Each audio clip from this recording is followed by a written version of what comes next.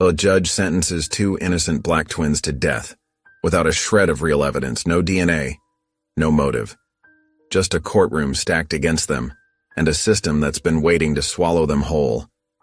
But with seconds left before their execution, they make one final call to their estranged father, who just happens to be the U.S. Attorney General.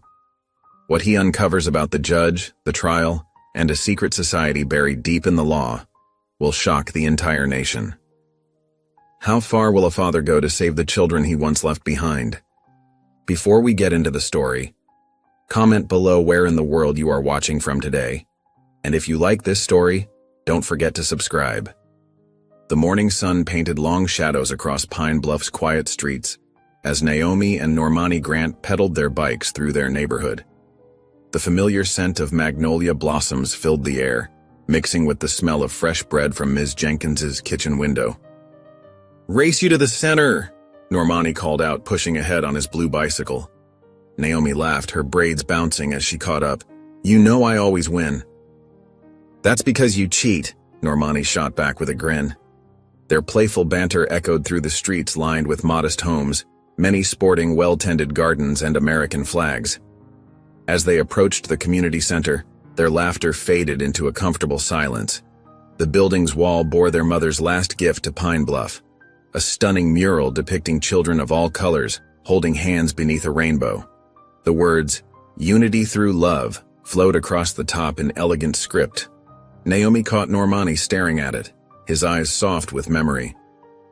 "She'd be proud of us," she said quietly, reaching for his hand. "Stanford and Duke acceptance letters in the same week? Mom would have thrown the biggest party."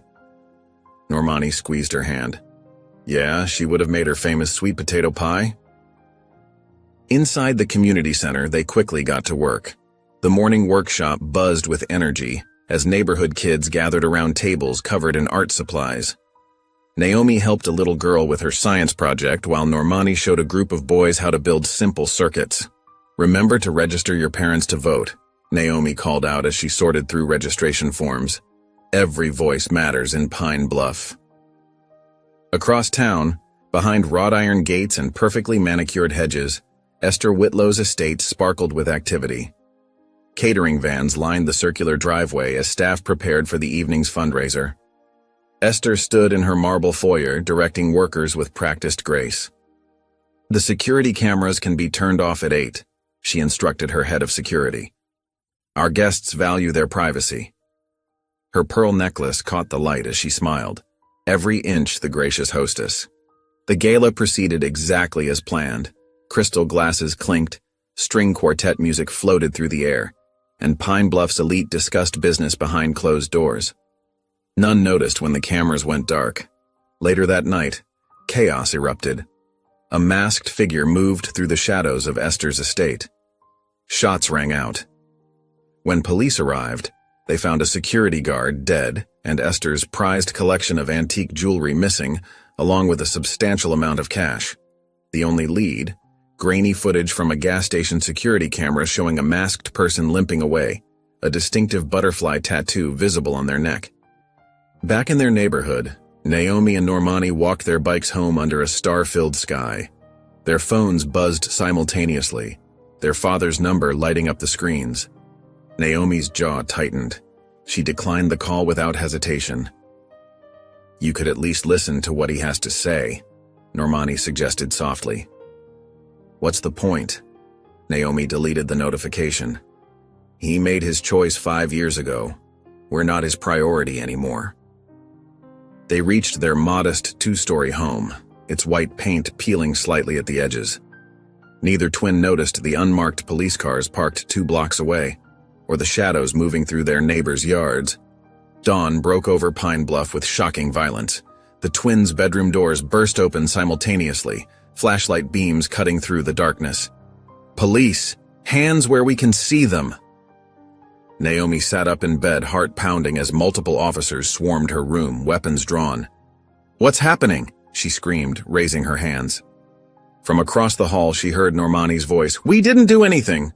Officers roughly pulled them from their beds. Naomi caught glimpses of their neighbors gathering on their porches, faces shocked and confused in the early morning light. Mrs. Washington from next door held her hand over her mouth, shaking her head in disbelief. Naomi Grant.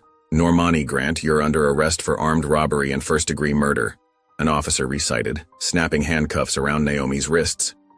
This is crazy. Naomi struggled as they led her outside. We need a lawyer. We have rights. She watched helplessly as two officers slammed Normani against a squad car, her brother's face contorted in pain.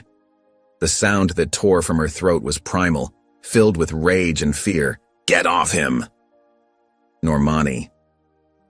The squad car's door slammed shut on her brother's terrified face, and Naomi's scream echoed through the neighborhood where they'd grown up, where their mother's mural still watched over the community, where their dreams of college and future success had moments ago seemed so certain. The fluorescent lights buzzed harshly overhead as Naomi sat on the cold metal bench in her holding cell. Her wrists ached from the tight handcuffs, and her mind raced with questions she couldn't answer. Across the corridor, through the steel bars, she could see Normani in an identical cell, his head bowed and shoulders trembling. Normani, she whispered, trying to catch his attention. Stay strong. We'll figure this out.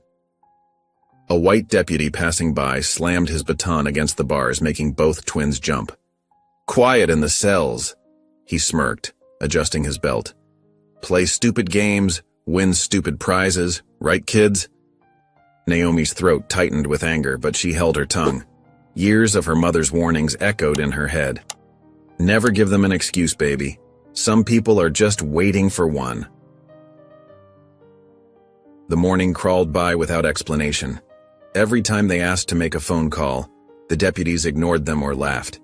The holding cells filled and emptied with other detainees, but the twins remained, their confusion turning to fear. Around mid-morning, two detectives entered the jail area. One was tall and lean, with a notebook tucked under his arm. The other was shorter, with a coffee stain on his wrinkled tie. They took Normani first. No, Naomi protested, pressing against the bars. We have the right to a lawyer. Don't say anything, Normani. Her brother's eyes met hers briefly before the detectives led him away. The fear she saw there made her stomach churn. 20 minutes later, they came for her. The interrogation room was small and windowless, with a metal table bolted to the floor. The tall detective introduced himself as Matthews, while his partner Rogers settled into a corner. We have a witness who saw you and your brother leaving the Whitlow estate last night, Matthews said, opening his notebook.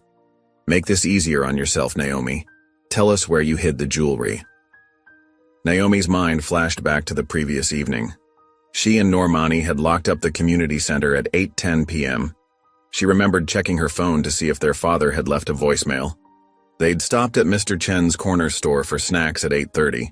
Grape soda for her, orange for Normani. The security cameras would show that. We were nowhere near the Whitlow estate, she said firmly. We want a lawyer. Rogers stepped forward, his coffee breath hot in her face. Lawyers are for guilty people. Are you guilty, Naomi? I know my rights, she insisted, though her voice shook. We didn't do anything wrong. The questioning continued for what felt like hours. They tried to confuse her, to trip her up, but she kept repeating, We want a lawyer. In the community, word of their arrest spread like wildfire. On WBLK, the local black radio station, Pastor Jenkins called it a grave injustice during his morning sermon broadcast. But the white-owned Channel 5 News ran a different story, showing altered photos of the twins that darkened their skin and emphasized features to match gang stereotypes. The caption read, Local teens charged in elite home invasion. By afternoon, a public defender finally arrived. Ms. Darla Ricks looked like she hadn't slept in days, her gray suit wrinkled and her hair escaping its bun. She met with the twins in a cramped consultation room, spreading files across the table with tired hands. Here's the situation, she said, not bothering with pleasantries. They're charging you both with first-degree murder and armed robbery. The evidence is circumstantial, but in Concordia County, that doesn't matter much. But we're innocent, Normani protested. We were at the community center, then the store. There are cameras, Dash. The community center cameras were malfunctioning last night, Ricks cut in, making air quotes. And Mr. Chen's store footage from that time period is mysteriously corrupted. Welcome to Pine Bluff Justice, kids. Naomi felt the room spin. This can't be happening. We have college acceptance letters. We have plans. Don't expect justice here, Rix interrupted, her voice harsh but her eyes sympathetic. This system isn't built for justice. It's built for convictions, and they want yours. The twins sat in stunned silence as Rix outlined their options, all of them bad. She explained the arraignment process, warned them about the judge's reputation, and told them to keep their mouths shut no matter what. Late afternoon brought the arraignment. The twins were marched into the courtroom in bright orange jumpsuits that hung loose on their frames. Their hands and feet were shackled, the chains clicking against the floor with each step. The gallery was packed with familiar faces, community center volunteers, church members, neighbors. But it was the figure seated in the front row that caught Naomi's attention. Esther Whitlow sat perfectly poised in an expensive cream suit, her silver hair styled immaculately. As the twins were led to the defendant's table, she turned to watch them, her lips curved in a calm smile that never reached her eyes. Normani stumbled slightly, his chains catching on the floor. Naomi wanted to reach for him, to steady him like she had done countless times before, but the shackles kept her hands bound at her waist. She felt exposed, vulnerable, and absolutely terrified. The courtroom's wooden benches creaked with movement as everyone rose for the judge's entrance. Naomi kept her eyes forward, refusing to look at Esther's smiling face again. But she could feel the woman's gaze on her, as cold and calculating as the system that had brought them here. Ms. Rix stood beside them, her case files clutched in white-knuckled hands.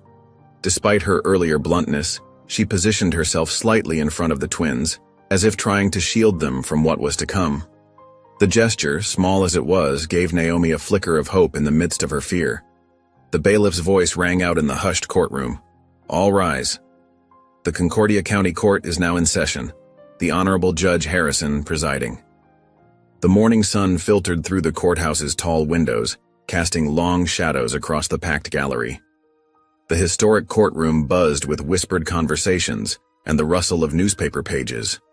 Reporters filled the back rows, their pens poised over notepads while television cameras waited outside, prohibited from filming inside. Naomi and Normani sat rigid at the defense table, their orange jumpsuits stark against the dark wood paneling. Ms. Rix shuffled through her papers beside them, dark circles under her eyes suggesting another sleepless night. Across the aisle, the prosecution team looked fresh and confident, their suits pressed and files neatly arranged. District Attorney Wilson stood, smoothing his tie. Your Honor, the state moves to proceed under the Capital Justice Efficiency Act. Given the severity of the charges and the clear public interest, we request an expedited trial schedule. Ms. Rix jumped to her feet. Objection, the defense hasn't had time to properly investigate or prepare.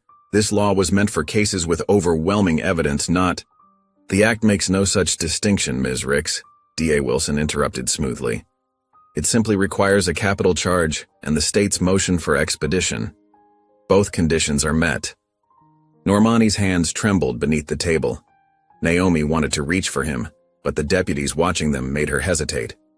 She'd heard about the Capital Justice Efficiency Act on the news, a law pushed through by conservative judges that cut the usual death penalty timeline from years to months. She never imagined it would apply to them. The main doors opened, and a hush fell over the courtroom.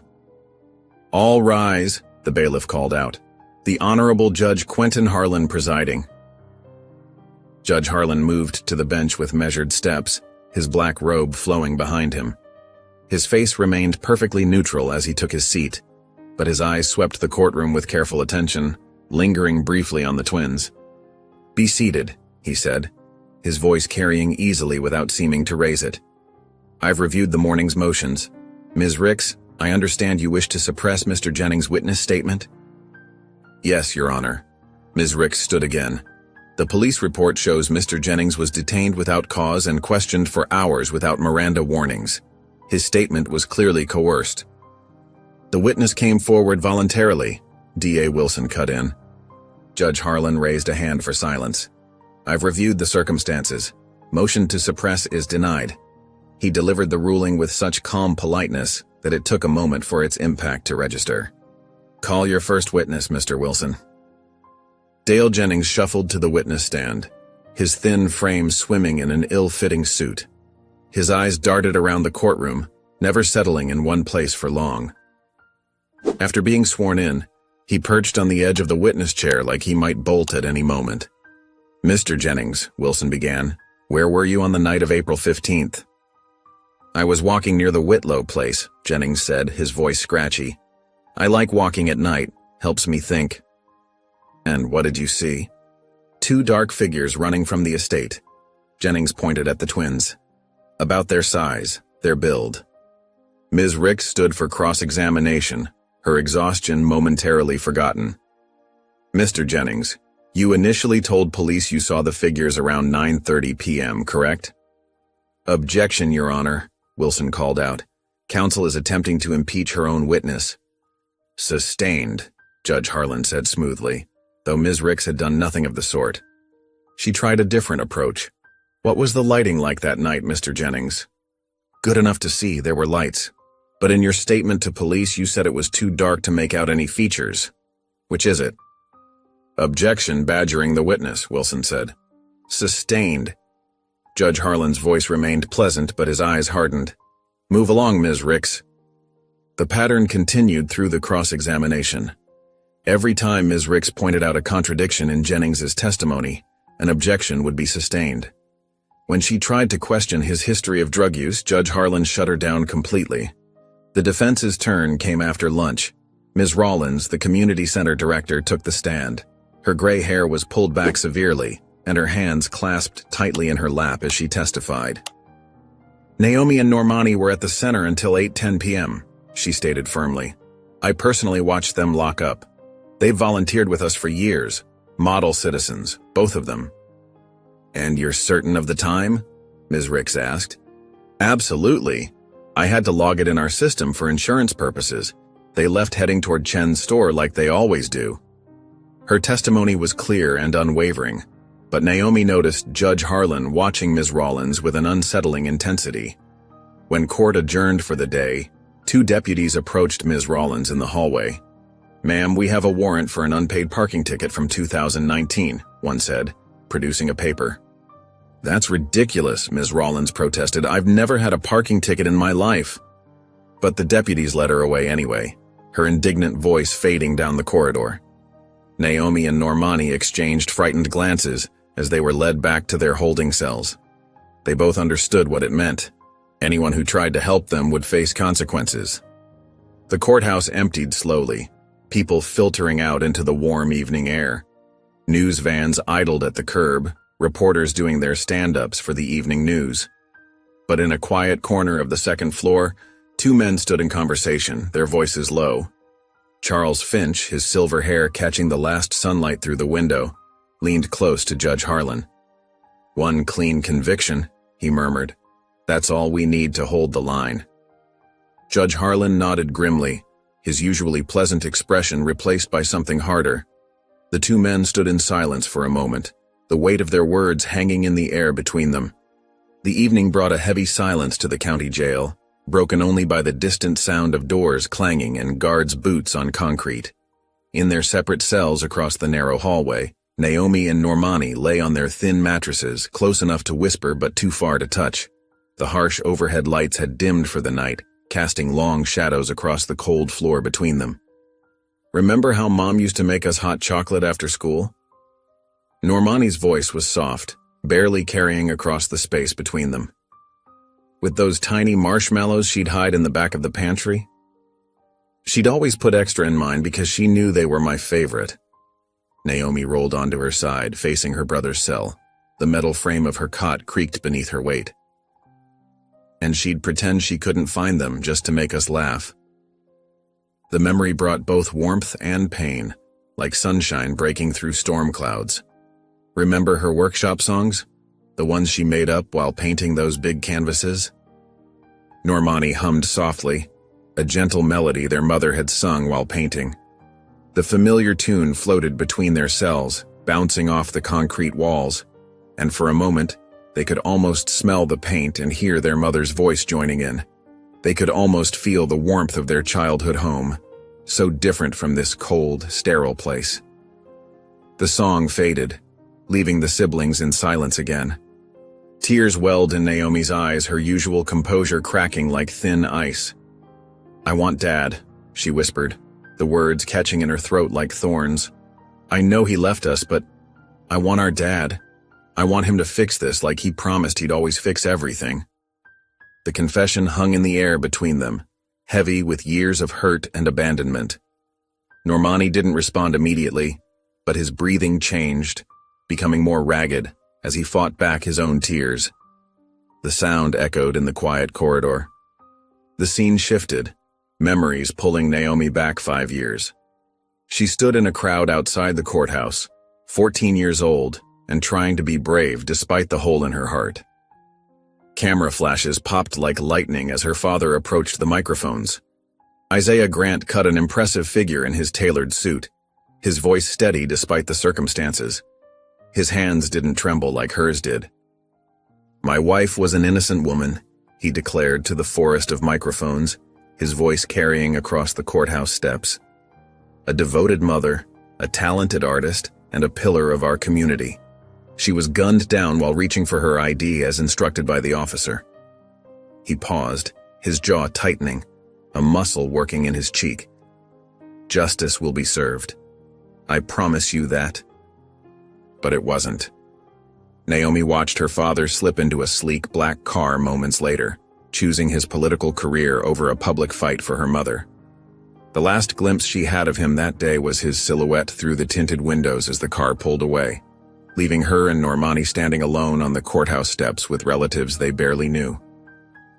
Back in the present, harsh fluorescent lights flickered in the jail's interview room, casting an unhealthy pallor over everyone's skin. Ms. Ricks spread photos across the metal table, her face drawn with exhaustion and frustration. Dark circles shadowed her eyes and her suit looked like she'd slept in it. The court-appointed investigator, a thin man with wire-rimmed glasses and a receding hairline, stood nearby with a smug expression that made Naomi's stomach turn. "This photo clearly shows Ms. Grant wearing a jacket matching the description from the CCTV footage," he said, tapping one image with his manicured fingernail. "The pattern is distinctive." Naomi stared at the photograph, her heart sinking.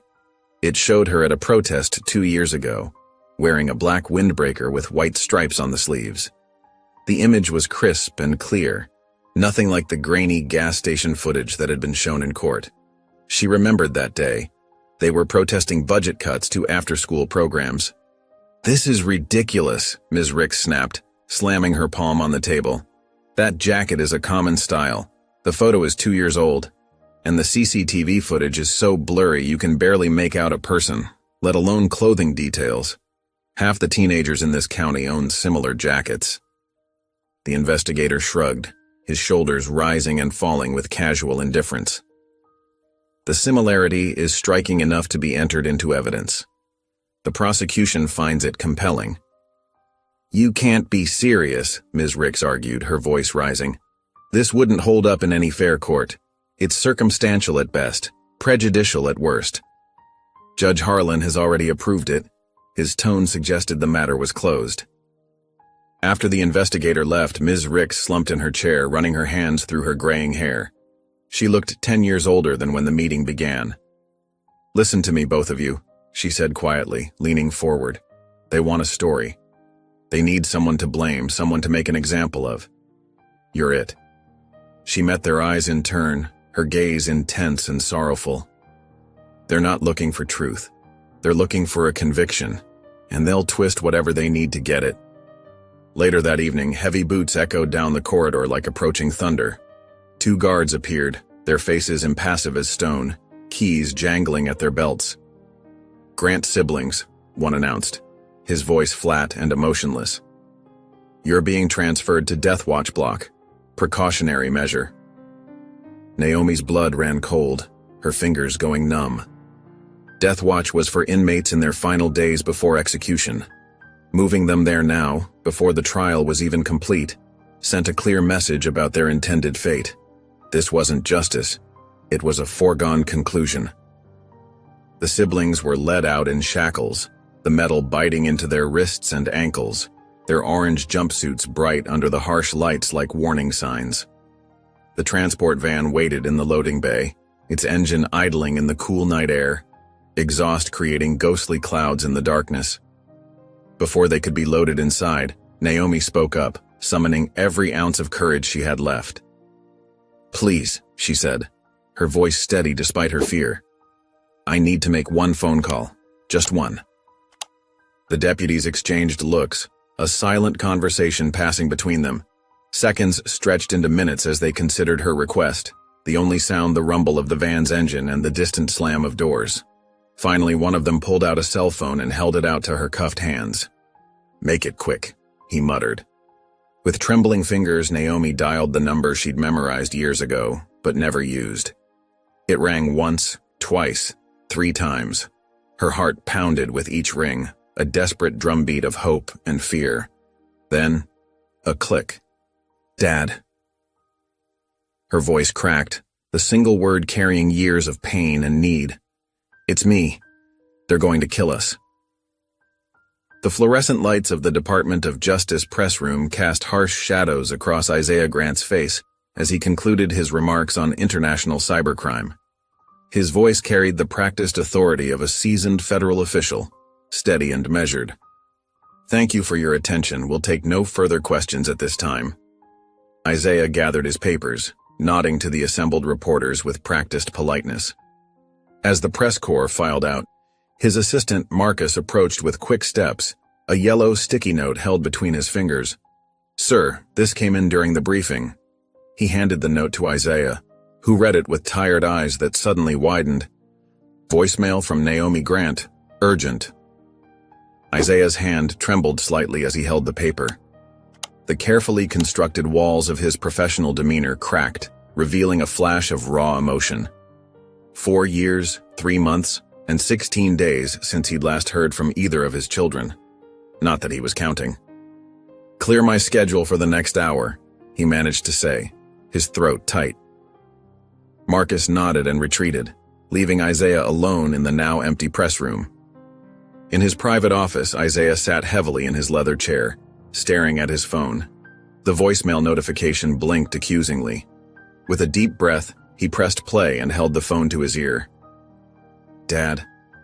Naomi's voice was barely a whisper, trembling with fear he'd never heard from his strong-willed daughter. "It's me. They're going to kill us." The words hit him like physical blows. His chest tightened as memories flooded back.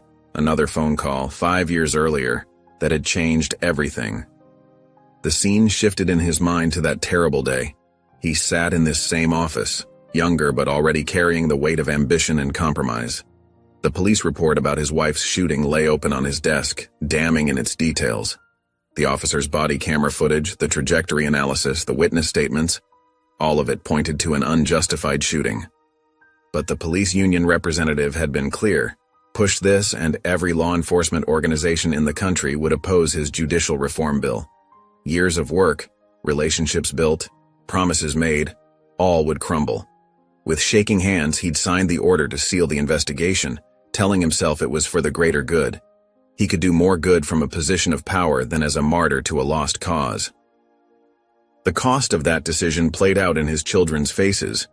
He saw their shock, their disbelief, their growing understanding that their father had chosen political expedience over justice for their mother.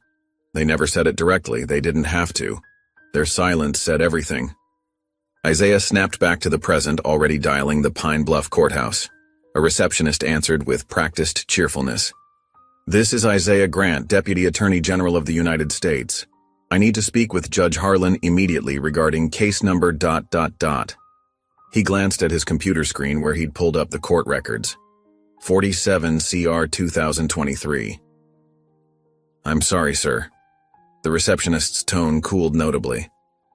Under the state sovereignty mandate, federal officials are prohibited from interfering in state capital cases without explicit invitation from the governor. This isn't interference, these are my children. "I understand, sir, but the law is clear. Good day." The line went dead. Isaiah stared at the phone, then pressed his intercom. "Marcus, get me Governor Wheeler's office." 3 calls and 4 transfers later, a smooth voice informed him that the governor was unavailable and would remain so for the foreseeable future. His chief of staff, Patricia Chen, appeared in his doorway. "Sir, whatever you're thinking, don't. This could end everything we've worked for." Isaiah was already pulling on his coat. "Charter the DOJ jet now." "Sir, please." Patricia stepped into the office, closing the door.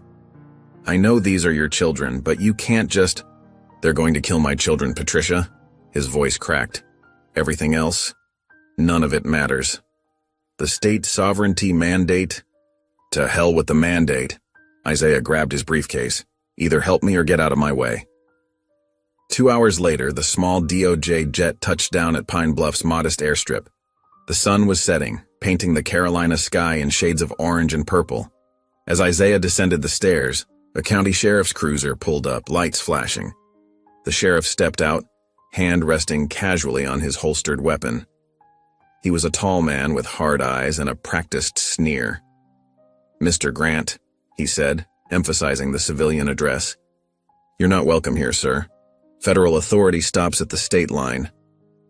Isaiah didn't break stride as he walked past the sheriff, his voice carrying the weight of both father and federal prosecutor. "Then it's a good thing I'm not here as a federal official." He continued walking toward the terminal, his footsteps firm and determined on the cracked tarmac. The morning sun cast long shadows across the granite steps of Pine Bluff Courthouse as Isaiah Grant stood before the entrance, his DOJ credentials displayed in one hand and his worn leather briefcase in the other. 2 court officers blocked his path, their faces set in expressions of practiced indifference. "Like we said, sir, the courtroom's sealed by judicial order. No visitors, no exceptions," the taller officer stated, his hand resting casually on his holstered weapon. Isaiah kept his voice steady, though his jaw tightened. "I'm not a visitor. I'm their father and a federal official." "State sovereignty, sir, you know the law." The second officer shifted his weight, deliberately placing himself more squarely in front of the door. Behind Isaiah, a small crowd began to gather. He heard whispers of recognition ripple through the predominantly black onlookers. That's Isaiah Grant. The twins' daddy finally showed up.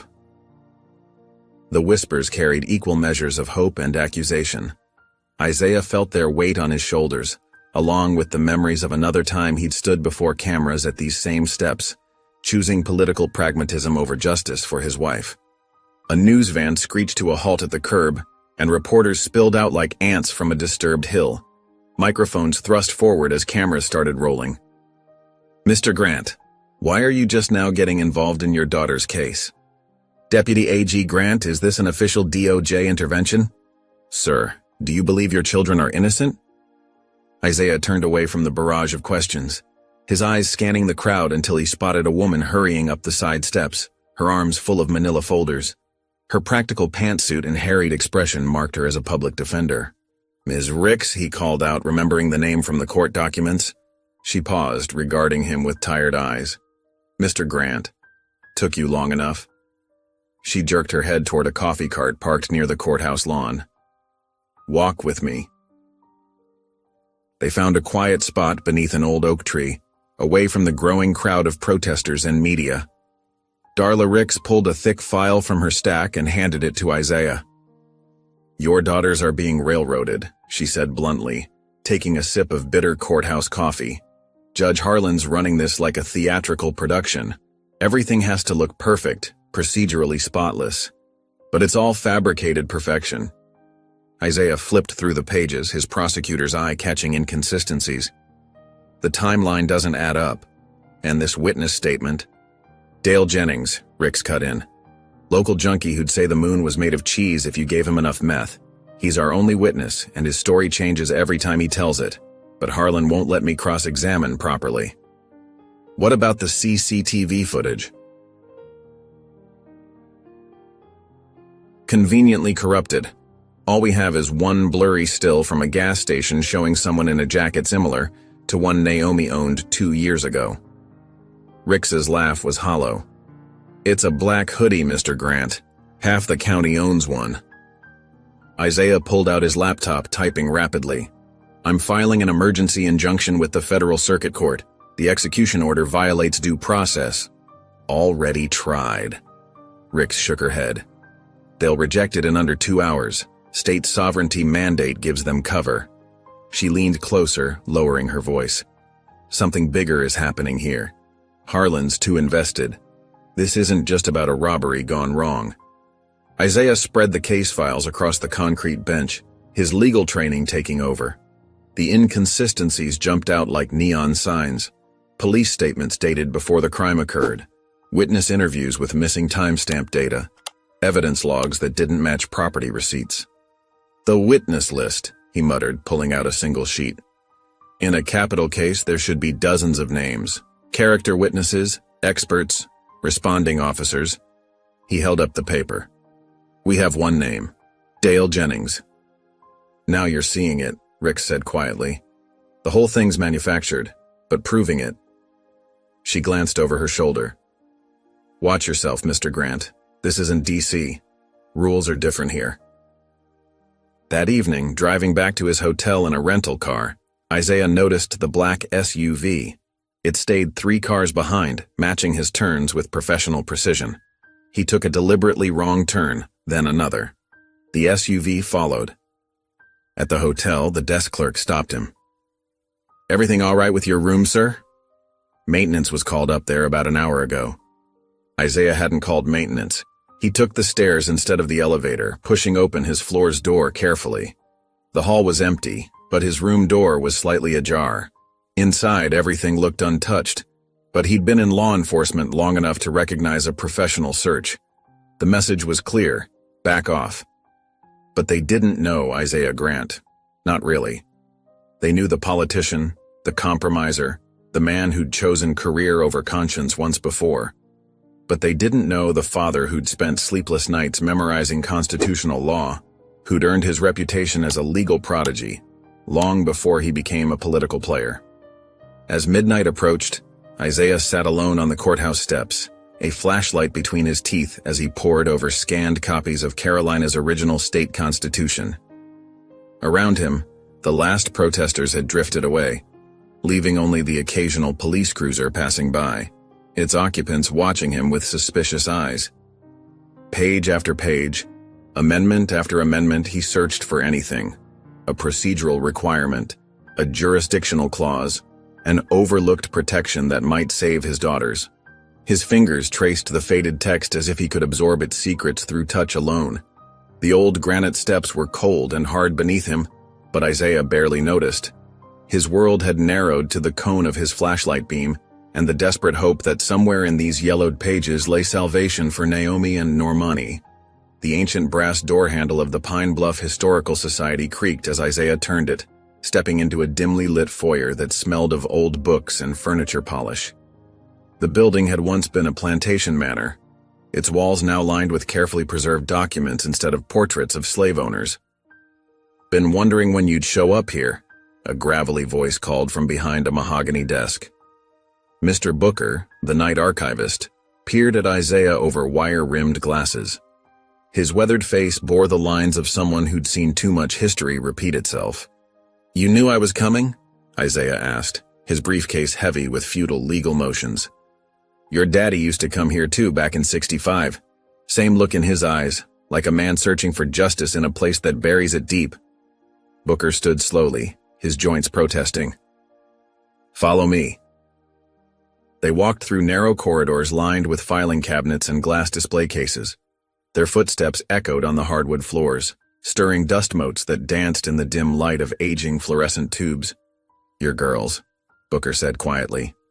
They volunteer at the community center, help the little ones with reading, just like their mama did. He glanced back at Isaiah. Shame you weren't around to see it. The words stung, but Isaiah couldn't argue. He'd chosen his battles poorly over the years, always telling himself the next fight would be the one where he'd take a stand. Booker led him to a secured room at the back of the building. The brass nameplate read, Restricted Archives, Staff Only. Inside, floor-to-ceiling shelves held leather-bound volumes and acid-free boxes. They buried more than bones in this town, Booker said, running his fingers along spines until he found what he wanted. He pulled out a massive leather-bound book, its pages yellowed with age.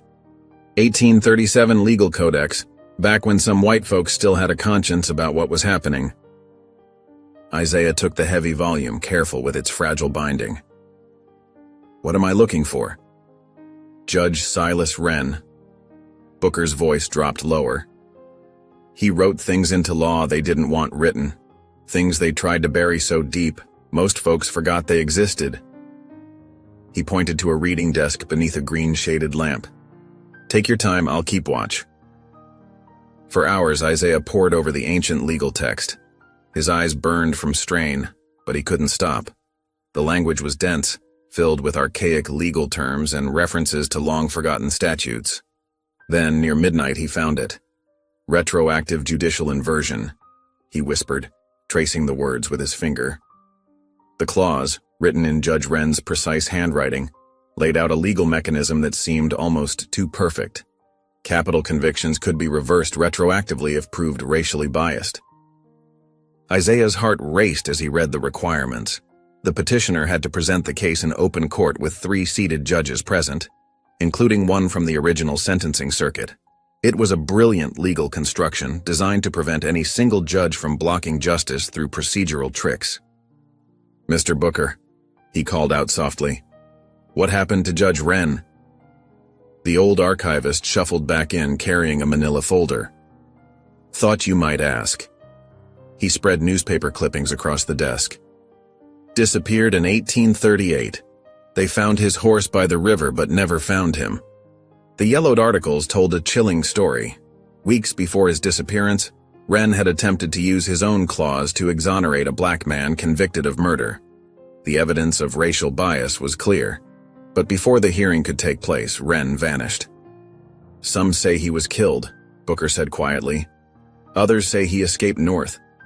But his clause remained in the books, forgotten but never repealed. Isaiah sat back, his mind racing. He had what he needed, legal standing to challenge the twins' conviction. But the requirements were daunting. He needed 3 judges in open court, including Harlan himself. With the courthouse sealed and the media circus growing outside, getting even one judge to hear the petition seemed impossible. They'll fight this, Booker warned. Might come after you like they did Wren. Let them, Isaiah replied, his voice hard. He'd spent too many years compromising, choosing the safe path. Not this time. He pulled out his phone and took careful photographs of the relevant pages, making sure every word was legible. His hands shook slightly as he composed a fax to Janet Chen, his most trusted deputy in Washington. She'd know how to authenticate the clause and prepare the legal groundwork. Then Isaiah opened his laptop and began to type. The words flowed easily now, fueled by decades of suppressed anger and regret. They're killing my children because they're black. The op-ed poured out of him. The story of Naomi and Normani's arrest, the fabricated evidence, the rushed trial, and now the discovery of Judge Wren's forgotten clause. He wrote about justice buried but not dead, about a father's failure to protect his family, and about a system designed to maintain power through fear. He attached the piece to 3 separate emails addressed to major national newspapers. His finger hovered over the send button as doubt crept in. This would end his career. The political fallout would be nuclear. Then he remembered Naomi's voice on the phone. They're going to kill us. Isaiah hit send. Your daddy would be proud, Booker said softly, gathering up the old newspapers. He always said you had more fight in you than you showed. I should have shown it sooner, Isaiah replied, carefully closing the ancient codex. Thank you, Mr. Booker, for everything. Just make it count this time, the old man said, his eyes bright with unshed tears. Make it count. The morning sun cast long shadows across the Pine Bluff Courthouse lawn as crowds gathered in growing numbers. What had started as a small group of local protesters had swelled into hundreds, their signs bobbing like waves in an angry sea. Free the Grant twins and justice for Naomi and Normani dominated the makeshift forest of cardboard and wood. News vans lined the street, their satellite dishes reaching toward the sky like mechanical trees. Reporters stood before cameras, gesturing at the historic courthouse behind them as they delivered their morning updates. The CNN correspondent's voice carried over the crowd. Isaiah Grant's explosive op-ed has sparked nationwide attention. The morning air crackled with energy as more protesters arrived by the minute. Many wore t-shirts with the twins' faces printed on them, while others carried enlarged photos of Naomi and Normani volunteering at the community center. The contrast between these images and the doctored mugshots shown on local news was stark and deliberate. Isaiah watched from his rental car parked in an alley across the street. His phone hadn't stopped buzzing since the op-ed went live. Calls from major networks, civil rights organizations, and old colleagues poured in. He'd ignored them all except one, a text from an unknown number. "Meet me at Marcus's Diner, back booth. LC double quote." The diner sat on the edge of town, its neon sign flickering weakly in the morning light. Isaiah entered through the back door as instructed, finding Detective Lana Cross already seated in the corner booth, her badge tucked discreetly inside her jacket. Her expression was guarded but determined. "You're either very brave or very foolish," she said as Isaiah slid into the booth. "Probably both." "I'm running out of options," Isaiah replied, his voice low. "And time." Lana glanced around before sliding a manila envelope across the table. "What I'm about to tell you, what's in here, it goes deeper than you know. The Concordia Order isn't just some good old boys club. They're organized, powerful." Isaiah opened the envelope carefully. Inside were photographs, documents, and what appeared to be financial records. His eyes widened as he began to understand. "Judge Harlan's family has been part of it for generations," Lana continued. "They call themselves guardians of tradition. But it's more than that. They've built a network across the South, judges, politicians, business leaders, all working together to maintain what they call order." Isaiah studied a photograph of Judge Harlan at what appeared to be a private ceremony, wearing an ornate ring with a distinctive symbol. "And Esther Whitlow?" "She's their banker," Lana said, her voice bitter. "Funds everything through a maze of shell companies and foundations. Private prisons, judicial training programs, lobbying firms, all designed to keep the system working in their favor." The waitress approached and they fell silent until she passed. Isaiah's coffee sat untouched, growing cold. "My father was convicted in '92, Lana said quietly. "A Concordia judge. Same pattern, rushed trial, manufactured evidence. He died in prison last year." Isaiah met her eyes, seeing the same pain he felt reflected there. "Why help me now?" "Because they're getting bolder. The twins' case, it's not just about punishment, it's a message. They're showing what happens when people start questioning the order of things." Back at the prison, Naomi and Normani sat in their new cells in the execution wing. The fluorescent lights never turned off here, creating an endless, artificial day. They'd been given paper and pencils, a courtesy for death row inmates to write their goodbyes. Normani's hand shook as he wrote to their old basketball coach. Naomi stared at her blank page, unable to find words that didn't taste like surrender. Through the small window in her cell door, she could see guards passing more frequently than usual, their boots echoing on the concrete floor. Outside the courthouse, the crowd had grown even larger. MSNBC's Joy Reid was broadcasting live, discussing the historical context of expedited executions in the South. Protesters had begun singing civil rights hymns, their voices carrying across the lawn and through the courthouse's thick walls. Isaiah parked his car and walked toward the crowd, Lana's envelope secure in his briefcase. People recognized him from the morning shows, parting to create a path to the courthouse steps. He climbed slowly, each step feeling heavier than the last. At the top, he turned to face the sea of faces. Cameras swung toward him, red lights blinking. The singing died down as people realized he was about to speak. Isaiah reached into his briefcase and pulled out the weathered document, Judge Wren's Forgotten Clause. His voice when it came was strong and clear, amplified by the protesters' portable speakers. "My name is Isaiah Grant. I'm a father who failed his children once before. I won't fail them again." He held up the document, letting the cameras focus on its aged pages. "This is Clause 19B of the 1837 Carolina State Legal Codex. It provides for the immediate review of any capital conviction where racial bias can be proved. It requires 3 seated judges in open court, including the original sentencing judge. The crowd murmured as understanding spread. Isaiah continued, his voice rising. You talk about state sovereignty? Let's talk about it. Right here, right now, on the record. The courthouse doors remained closed behind him, but he could feel movement inside. Judge Harlan would be watching. Esther Whitlow would be calculating. The order would be scrambling. I'm invoking Clause 19B, Isaiah shouted, his words echoing across the lawn.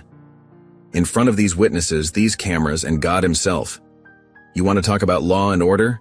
Let's talk about the laws you buried, the order you perverted. The crowd erupted, phones recording every word. National correspondents were already broadcasting live, their voices urgent as they reported this unexpected development. Behind the courthouse's heavy doors, phones began to ring. Isaiah stood firm on the steps, the morning sun at his back, holding the document that might save his children's lives. The crowd's chants changed, becoming more focused. Invoke 19B. Invoke 19B. The midday sun beat down on the courthouse steps as Isaiah Grant stood behind a hastily assembled podium. News cameras formed a half circle around him, their red recording lights blinking steadily like watchful eyes. The crowd that had been chanting fell silent, hanging on his every word as he carefully unfolded the aged document, the air thick with anticipation and hope. Isaiah's hands trembled slightly as he smoothed the yellowed pages, the weight of history pressing against his fingertips. Microphones captured the soft rustle of the ancient paper, amplifying the sound across the hushed gathering. He cleared his throat and began reading, his voice carrying clearly across the courthouse plaza, strong despite the emotion threatening to crack it.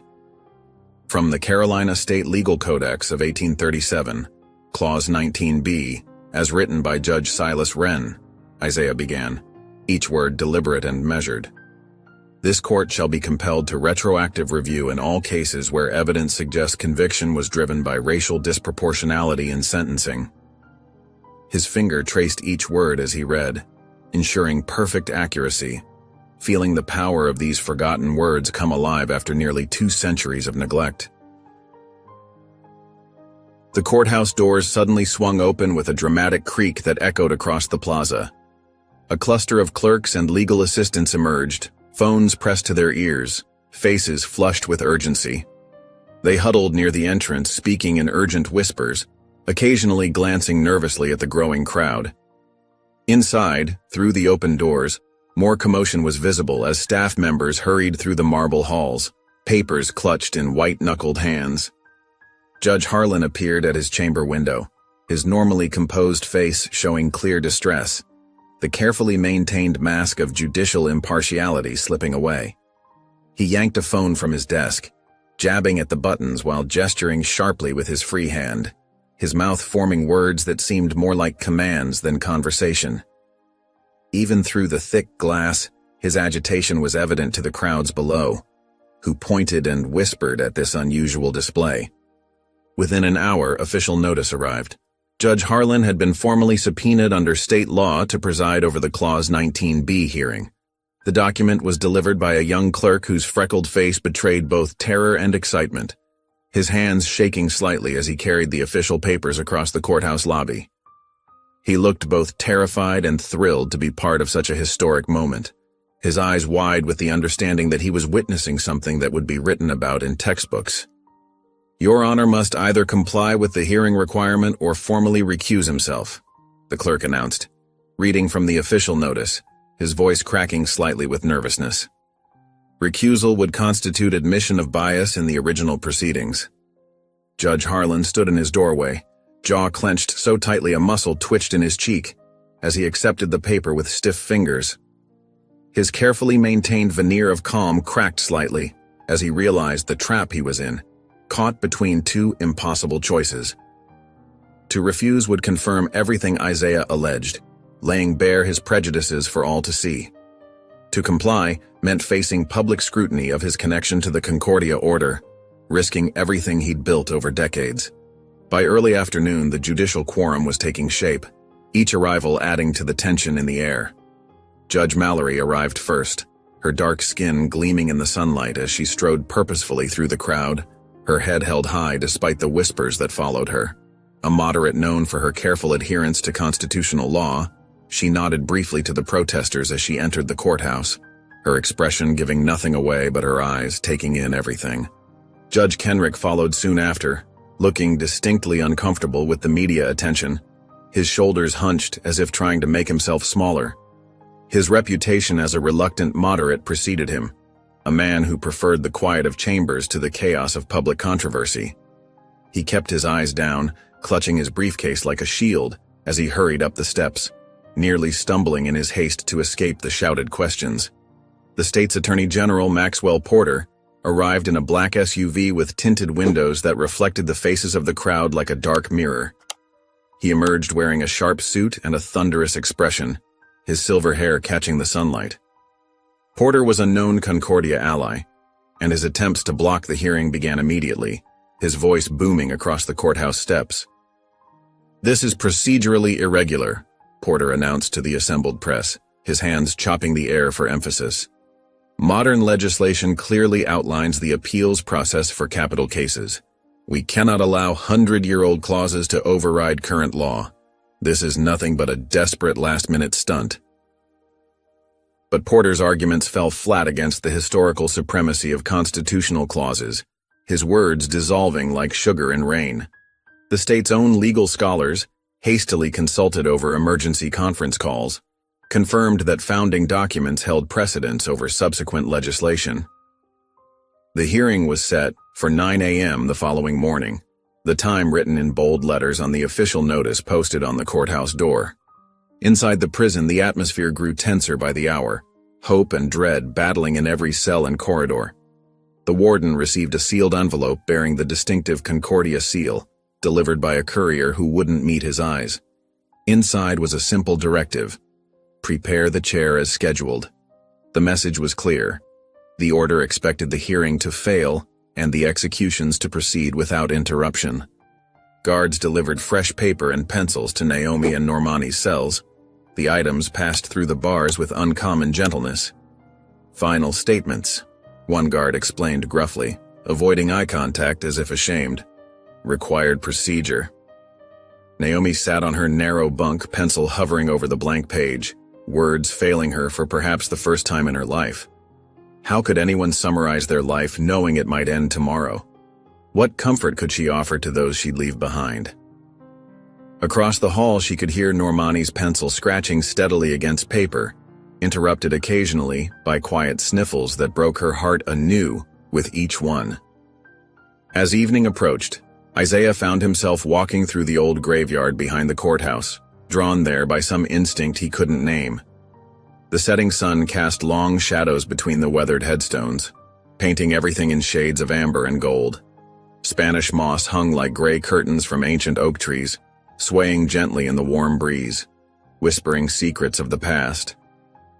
His feet carried him deeper into the cemetery, past crumbling monuments and tilting markers, some so old the names had been worn away by centuries of rain and wind.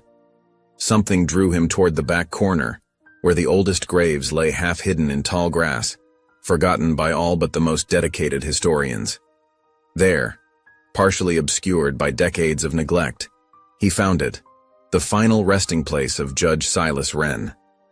The tombstone was cracked down the middle, as if struck by lightning or deliberately vandalized, a jagged line splitting the marker like a wound that wouldn't heal. Isaiah knelt in the grass, brushing away moss and dirt with gentle fingers to reveal the inscription. The words emerged slowly. "Justice delayed is justice denied," a final statement from a man who had tried to change history. He traced the letters with his finger, feeling the weight of history beneath his touch, a connection spanning generations. Here lay the man who had written Clause 19b, who had tried to build fairness into an unfair system, who had disappeared mysteriously after attempting to save another black man's life using the very same clause, his body found weeks later under circumstances never fully explained. Isaiah remained kneeling before the grave as darkness settled over the cemetery, stars appearing one by one in the velvet sky above. Tomorrow would determine whether Wren's long-delayed justice would finally be served, or if history would repeat itself in yet another generation, another tragedy in an unbroken chain of injustice.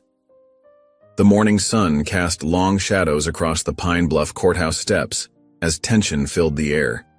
By 8:45 a.m., the historic building had become the epicenter of a brewing storm. Armed militia members, their faces set in grim determination, formed a tight perimeter around the courthouse.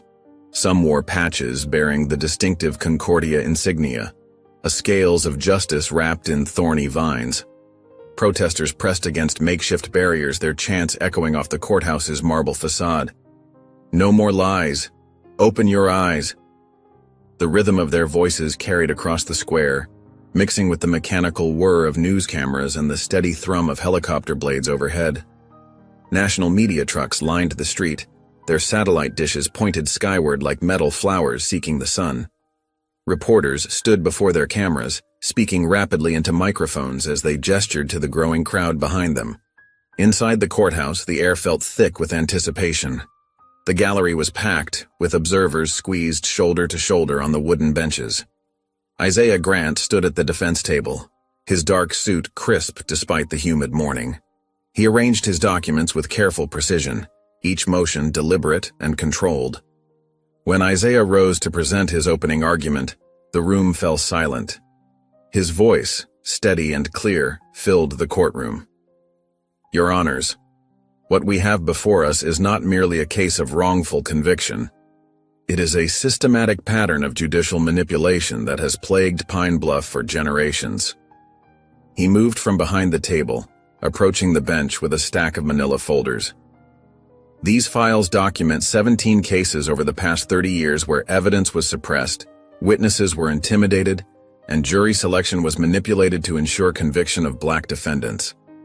Isaiah laid out each case methodically, drawing clear parallels to his children's situation.